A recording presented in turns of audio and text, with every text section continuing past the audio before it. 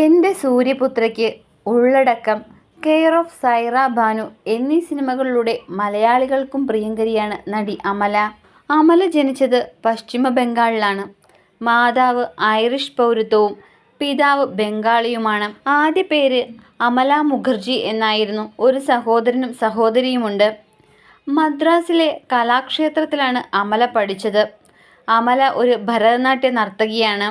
1992 അമല തെലുങ്കു നടൻ നാഗാർജുനെ വിവാഹം ചെയ്തു. ഇത് നാഗാർജുനയുടെ രണ്ടാം വിവാഹമായിരുന്നു. നാഗാർജുനയ്ക്ക് ആദ്യ വിവാഹത്തിൽ ആ സമയത്ത് 6 വയസ്സുള്ള നാഗ് ചൈതന്യ എന്ന ഒരു മകനുണ്ടായിരുന്നു. പിന്നീട് ഇവർക്ക് 1994 അഖിൽ എന്ന മകൻ പിറന്നു. 1980കളിൽ തെന്നിന്ത്യൻ സിനിമയിൽ ടോപ്പ് നായികയായി നിറഞ്ഞു നിന്ന നടിയാണ് അമല.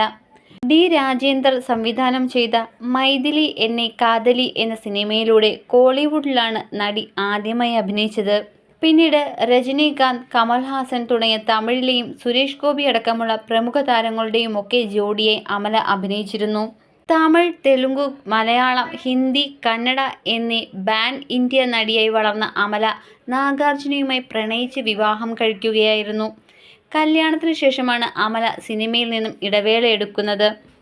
നേരത്തെ വിവാഹിതനും ഒരു കുട്ടിയുടെ പിതാവുമായിരുന്നു നാഗാർജുന. എങ്കിലും അമല അദ്ദേഹത്തിനൊപ്പം ജീവിക്കാൻ തീരുമാനിക്കുകയായിരുന്നു. പിന്നീട് 2022 പുറത്തിറങ്ങിയ കണം എന്ന സിനിമയിലൂടെ റീ എൻട്രി നടത്തി. നാഗാർജുന വിവാഹം കഴിക്കുന്നതിന് മുൻപാണ് സിനിമയിൽ വില്ലനായി അഭിനയിക്കുന്ന ഒരു നടൻ അമലയെ പ്രപ്പോസ് ചെയ്യുന്നത്. എന്നാൽ നടി ആ പ്രണയം നിരാകരിച്ചു.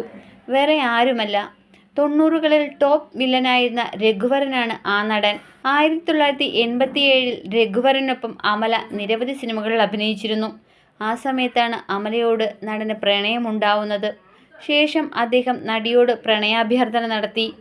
എന്നാൽ നടൻ്റെ പ്രണയത്തിനോട് നോ പറയുകയാണ് അമല ചെയ്തത്. അത് തൻ്റെ മനസ്സിനെ തളർത്തിയ കാര്യമാണെന്നാണ് മുൻപൊരു അഭിമുഖത്തിൽ രഘുവരൻ പറഞ്ഞത്. ശേഷം രഘുവരൻ നടി രോഹിണിയെ വിവാഹം കഴിച്ചു.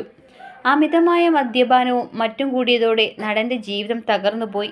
രോഹിണി ഭർത്താവുമായി വേർപിരിഞ്ഞു നിൽക്കുകയും പിന്നീട് നടൻ അസുഖത്തെ തുടർന്ന് അന്തരിക്കുകയും ചെയ്തു.